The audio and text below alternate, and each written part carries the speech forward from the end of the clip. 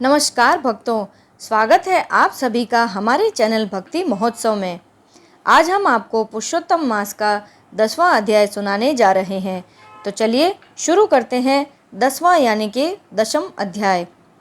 ऋषि कहने लगे, हे सुंदरी, अब से तीसरा मास पुरुषोत्तम मास आएगा। उसमें स्नान करने से मनुष्य दोषों से छूट जाता है। इसके तुल्य कार्तिक आदि कोई भी मास नहीं है। सब मास तथा पक्ष और जो भी पर्व है पुरुषोत्तम मास की 16वीं कला के बराबर भी नहीं है। 12,000 वर्ष गंगा में स्नान करने से जो फल मिलता है और सिंह के बृहस्पति में गोदावरी गंगा में स्नान करने से जो फल मिलता है, वही फल कहीं भी पुरुषोत्तम मास में एक बार स्नान करने से प्राप्त हो जाता है। यह श्री कृष्ण का प्रिय मास है। इसमें स्नान, दान, जप आदि करने से सब मनोवांछित फल की प्राप्ति होती है।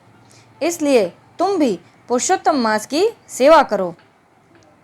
मुनिराज कन्या को ऐसे वचन कहकर चुप हो गए।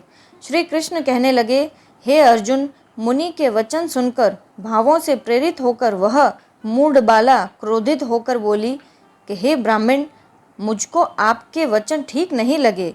माघ आदि मास किस प्रकार थोड़ा फल देने वाले हैं और कार्तिक आदि मास को कैसे कम कहते हो? क्या सेवा किया हुआ बैशाख मास इच्छित फल नहीं देता?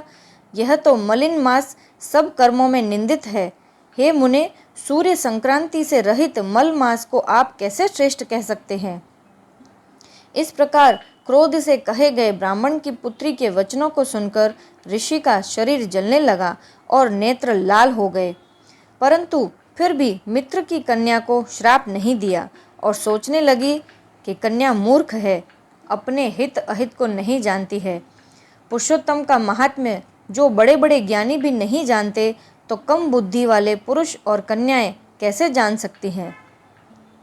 और यह बिना पिता की कन्या दुख रूपी अग्नि से सुलगती हुई मेरे अत्यंत उग्र श्राप को कैसे सहन कर सकेगी? ऐसे उत्पन्न हुए क्रोध को कृपा से दूर करते हुए और स्वस्थ होकर व्याकुल कन्या को कहने लगे, हे बाले, तू मेरे मित्र की कन्या है, इसलिए तेरे पर मेरा कुछ भी कोप नहीं। जैसा तेरे निर्भाग्य मन में हो वैसा ही कर, और जो भी कुछ होने वाला है सो सुन, मैं कहता हूँ। तूने जो पुरुषोत्तम मास का अनादर किया है, इसका फल इस जन्म या अगले जन्म में अवश्य होना है।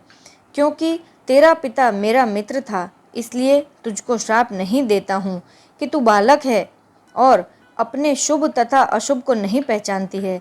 तेरा कल्याण हो पुत्री, मैं तो नारायण की सेवा में जाता हूँ। श्री कृष्ण कहने लगे कि ऐसा कहकर वह महाक्रोधी तपस्वी मुनि झटकट चले गए और उसी क्षण वह कन्या पुरुषोत्तम के अनादर से कांतिहीन हो गई और अपने मन में विचार करने लगी कि तत्काल फल देने वाले पार्वती पति श्री शंकर जी की आराधना करूंगी। ऐसा निश्चय करके अपने आश्रम में आकर बड़ा कठिन तप करने की इच्छा करने लगी।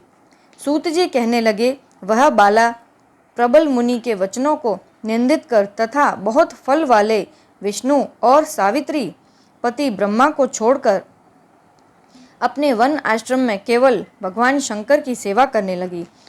10वां अध्याय समाप्त। तो भक्तों, आशा करते हैं आज का यह पुरुषोत्तम मास का 10वां अध्याय सुनकर आपको बहुत ही आनंद आया होगा।